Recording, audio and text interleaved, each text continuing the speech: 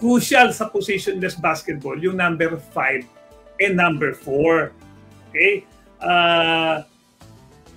Kung masasanay sila doon sa positionless basketball, when they can play outside. Kaya nga bigla pare, 'di ba? Biglang naririnig natin meron tinatawag na stretch 4 'di ba? 'Di ba? Kaya minsan pag nanonood ka ng ibang team sa US, sa World Basketball, nakikita mo yung mga malalaki may shooting na sa labas eh. Nung araw nagagalit tayo eh. 'Di ba? O ba't na-play sa labas, sino rebound? 'Di ba? Ngayon hindi eh. Mas shooter pa yung malaki. Yung against Italy nga eh. Yung first game, Italy versus Angola, pine-pressure ng Angola yung Italy. Nagbaba ng bola, 4 o kaya 5. Dahil pine-pressure yung 1, 2, 3. So nakikita mo na yung evolution ng basketball dito sa atin. No? Ngayon, kung ang bigs natin ganun, madali silang makaka-adjust din. Okay, kung offensively, marunong sila sa positionless basketball. Okay, defensively rin, masasanay din silang bumantay doon sa labas. Kasi ang napansin ko na very klaro yung pick and roll defense natin against sa bigs natin. Okay? Whenever dumidepensa tayo ng pick and roll and involve yung ating bigs, okay? Nakikita ko na they sag down eh.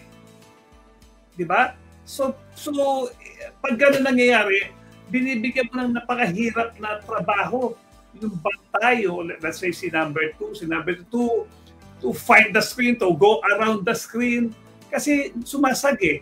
Nakita naman natin si likes of si Junman nakasag ng konti, si Kai nakasag, even si Japet. Ang nakita ko lang very active pero sumasag din pa minsan si AJ. So pag gano'n naman nangyayari, okay, nahihirapan. Kaya nangyayari, pag nahihirapan to fight over the screen, okay, nakaka-penetrate si player, and pag naka-penetrate si player, that's breakdown ng defense. Ito na yung rotation. Ang gagaling sa mga niyan, pare, sa mga kick-out.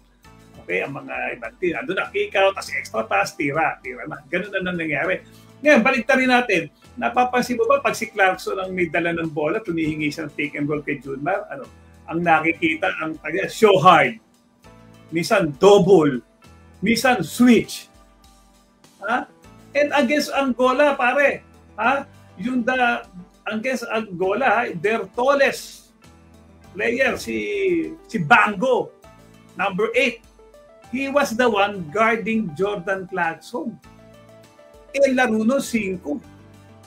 So, ibig sabihin, sumi-5 siya, pero he can guard a mobile 3, 2, or 4, diba? So doon makikita na even on defense, nasasanay sila sa positionless basketball na bumantay din ng ibang mga players kasi nasasanay din sila to be active in kahit saan mang area ng court sila nandoon, diba? So ang nangyayari,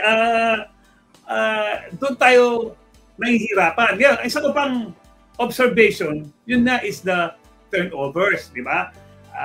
Sayang ang pag-turnovers against Dominican Republic, which is number 20 sa ranking. The turnover, okay, department, yun ang pumatay sa atin. Kung ano lang natin yun, kung nakalahati natin, I think we had 19. Kung nakalahati natin, which is around 10 or even less, baka nadali natin kasi graduate pa si Jordan Clarkson eh. Okay?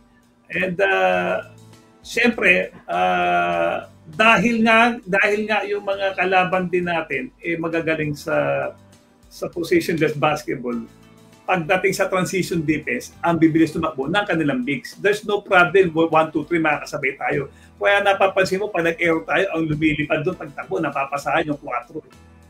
Dumadang kagad pag may mga turnovers tayo. Yun yung nakikita ko. And